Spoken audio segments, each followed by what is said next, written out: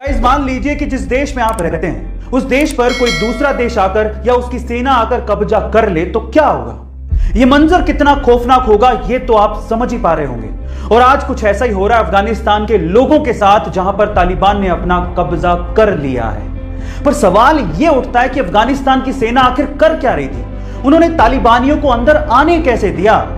इस पूरे घटनाक्रम से मुझे एक बात तो समझ में आती है कि किसी देश की आंतरिक सुरक्षा के लिए उसकी आर्मी का मजबूत होना कितना ज्यादा जरूरी है। इसलिए कहता हूं कि सबसे पहले हमें अपनी देश की सेना को धन्यवाद देना चाहिए, जिसका जवान देश की सुरक्षा करने के लिए सरहदों पर सीना तान कर खड़ा हुआ है। जय हिंद की सेना। टोक्यो ओलंपिक में नीरज चोपड़ा के गोल्ड मेडल जीतने पर 18 साल बाद हमें इंडियन नेशनल एंथम ओलंपिक में सुनने का सौभाग्य प्राप्त हुआ।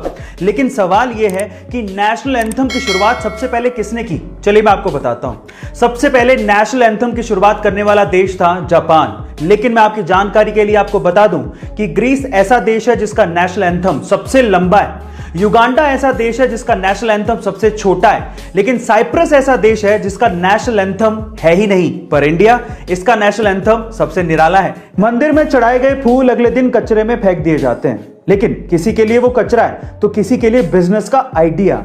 जी हां गाइस, आप ठीक सुन रहे हैं। कानपुर के अंकित अग्रवाल ने ऐसे ही कचरे के फूलों से अपने बिजनेस का आइडिया निकाल लिया। उनके स्टार्टअप का नाम है फूल। अब ये करते क्या है, उनके आइडिया को ध्यान से सुनिएगा।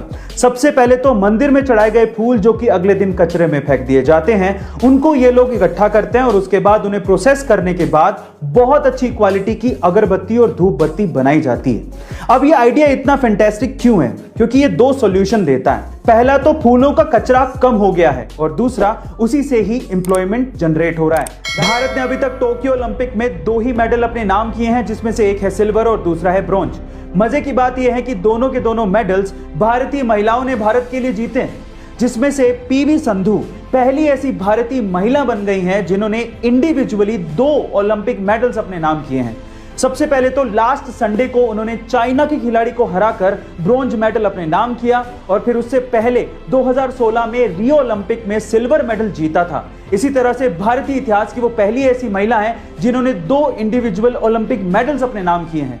अक्सर जब एक जगह से दूसरी जगह पर जाने के लिए हम लोग सड़क मार्ग का इस्तेमाल करते हैं तो सड़क किनारे हमें अलग अलग रंग के पत्थर दिखाई देते हैं। क्या आप उन रंगों का मतलब जानते हैं? चलिए मैं आपको बताता हूं। देखिए, अगर आपको पीले रंग का पत्थर दिखे तो इसका मतलब वो नेशनल हाईवे है और वो सेंट्रल गवर्नमेंट के अधीन आता है।